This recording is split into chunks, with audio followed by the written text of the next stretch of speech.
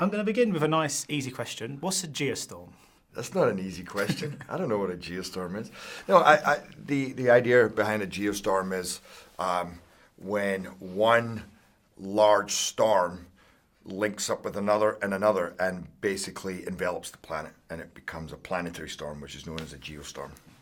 Kind of the way we're heading. Yeah, because I mean the film, because usually when you get films that are kind of set in the future, they say in 2050, but this is in 2019. It's quite depressingly relevant, isn't it, this movie? I'm surprised how early we made it. It wasn't written like that. It was written 2030 originally, I think, and then, you know, it took a couple of years. This is such a huge project. It took a couple of years to put it together. It's somewhere along the line they thought 2019 was more appropriate, and then after the events this summer, you kind of go, well, maybe we should have brought it forward. It should have been 2018. I mean, the underlying message in some regards is how inherently humanity is sort of screwed, and really, even when we're trying to save the planet, we're all terrible people. Would you see that's fair? Because even when we try and sort things out, there's still people out there trying to jeopardise it. Yeah, well, look around. I mean, it's kind of, that's what happens, sadly. That's the world we live in. However, I do feel this movie also has a very positive message. At the end of the day, good always wins over evil.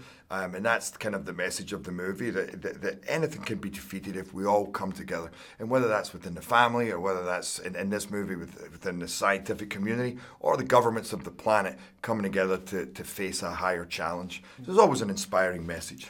And I was just wondering, was there ever a talks for you, and you could have asked Jim as well, to just have Scottish accents? I thought the idea of two Scottish brothers saving the entire planet was quite a nice idea. And you're a producer, surely you could have had a word with someone. I wasn't a producer on this, otherwise I would have had a word. No, it was always written that way. And I don't know, maybe Scottish brothers would have been a good thing. Yeah. Having to ask Jim to do it, I love it. Jim, can you do a Scottish accent in this movie? Yeah. And of course, Angel Has Fallen is one that's coming up again soon. Now, we've had Olympus and London. What's Mike Banning protecting this time? Are you allowed to say? Himself. Actually, this is more, how would you say? It's actually going to be nothing like the first two. It's not about any city falling, and it's more like The Fugitive, where the world kind of turns against Banning, and he's set up for an attempt on the president's life, and a lot of information about him is used against him.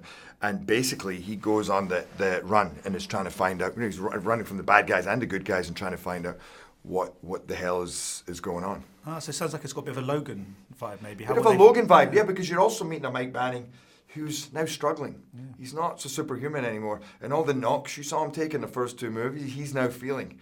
And it's like he's having to reevaluate that whole thing, and maybe it's sent him a bit on the wrong track even before all this happens. So it's a much more internal struggle in this movie. Finally, I mean, another sort of third entry into a trilogy is How to Train Your Dragon 3, which is really exciting. You must be thrilled that that's coming back again. I love this franchise. It's funny, I was hanging out with Taron Egerton last night, and he's like, just let me do a couple of lines in that movie. It's my favourite. He watches it all the time. And I'm now going to try and get him to do a couple of lines in the movie, but it's like that. It's so much. In my whole career, it's maybe one of the proudest things I ever got involved with. It's such a fun, sweet journey, and I've become very attached to my character, and it's great to play a guy who's huge and bulky and actually not have to go there, you know? Yeah. He's animated something. Well, that was my next question. Can I get a couple of lines? It seems Taron just beat me to it. So. Well, you know what? Listen, there's all comers, like Noah's Ark there, you know? Yeah. Brilliant. Thanks so much for your time today. Cheers. Thank you. Okay. Ladies and gentlemen, you're watching Hey You Guys! Hey You Guys, huh? Hey You Guys. Is that from the Goonies? It is indeed, yeah. Nice. Hey